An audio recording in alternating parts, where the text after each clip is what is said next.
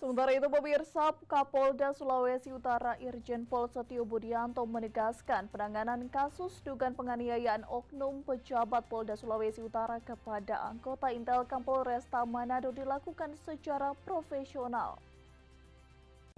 Kasus dugaan penganiayaan oknum pejabat Polda Sulut terhadap anggota Intelkam Polresta Manado telah menjadi perhatian publik. Terkait hal tersebut, Kepala Kepolisian Daerah Sulawesi Utara Irjen Pol Setio Budianto melalui Kabid Humas Polda Sulawesi Utara, Kombes Pol Iis Christian mengatakan pihaknya akan melakukan penanganan kasus tersebut secara profesional.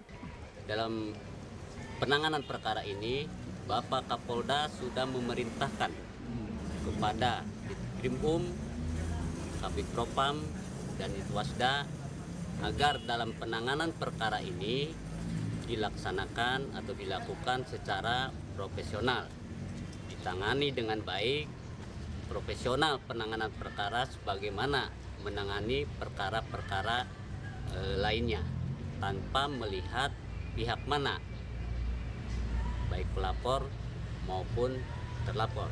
Jadi tidak melihat pihak-pihak yang terlibat dalam perkara ini. Kasus tersebut mencuat setelah video dugaan penganiayaan oknum pejabat Polda Sulawesi Utara tersebut viral di media sosial.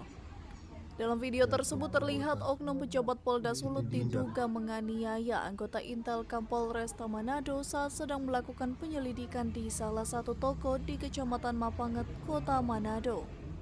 Eka Putra, Kawanua TV.